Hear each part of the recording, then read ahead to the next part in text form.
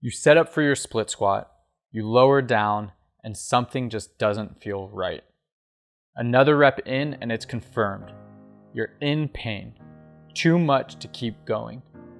Maybe it's your knee, maybe it's your hip, or maybe it's even your ankle. What's going on, everybody? I'm Dr. Tony Camella, and welcome back to another video by E3 Rehab. Today's episode, we're talking all about the split squat and modifications to make in the presence of pain. Now, a really good starting place is understanding the biomechanics of a split squat. We cover this in full detail in another video titled Split Squat Biomechanics, which you can check out by clicking the link here. In short, subtle tweaks in torso and shin position will influence the biomechanics of the movement, thus altering stresses around our joints. This information is extremely helpful when experiencing pain in the knees, hips, back, or even the ankles and feet. Knee pain. If you are experiencing front knee discomfort during the split squat, adjusting to a forward torso and upright shin will reduce our knee moment arm and therefore reduce knee torque. By shifting off the knee and into our hip, we can potentially reduce sensitivities of the front knee.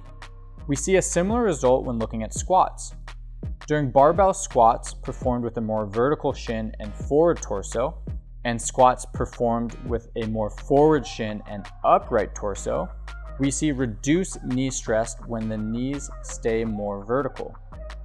Now, if you are someone experiencing knee pain in the back leg during split squats, this might be as simple as reducing load in that leg. Try adjusting torso position to leaning forward, or narrow down the foot placement.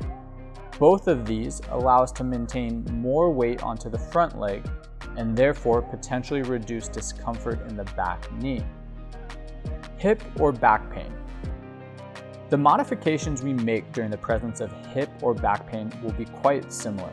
Ultimately, our goal is to reduce the stresses placed around the hip or the back, so we will want to find a variation that has the smallest hip moment arm. Variations adopting an upright torso with either a forward or vertical shin will be our best option. For those with hip pain, this adjustment might be more tolerable due to changes in hip torque or the amount of hip flexion we are exposed to. The change from a forward trunk angle to a more upright angle does decrease the hip moment arm, but it also reduces the amount of hip flexion. Now, if this change still leads to hip sensitivities, it could also be advantageous to reduce the hip range of motion we move through. We can do this by placing an object or two under our back knee. In terms of back pain, it is typically more prevalent during squats than split squats or lunges. With squats demonstrating a more forward translation of the shins and an upright trunk, we see a significantly lower amount of hip torque. This style of squat also showed to have less overall range of motion changes around the thoracic and lumbar spine, hinting that less demand is placed through our back with this variation. Therefore, when our torso is more vertical during squats, split squats, or lunges, our backs will generally require less demand, and therefore it might be a good option if we are experiencing sensitivities here. Ankle pain or dorsiflexion restriction.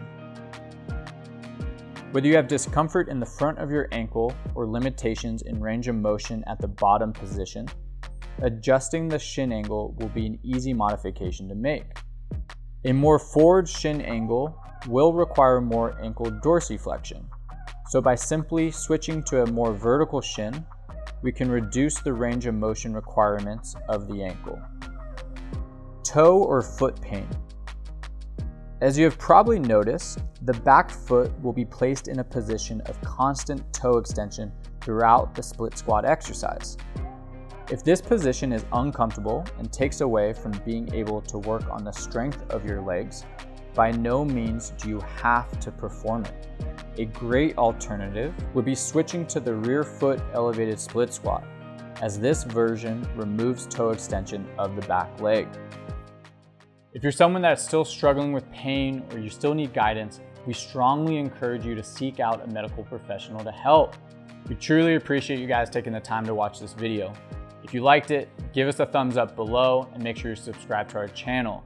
Again, thanks for watching, and we'll see you all next time.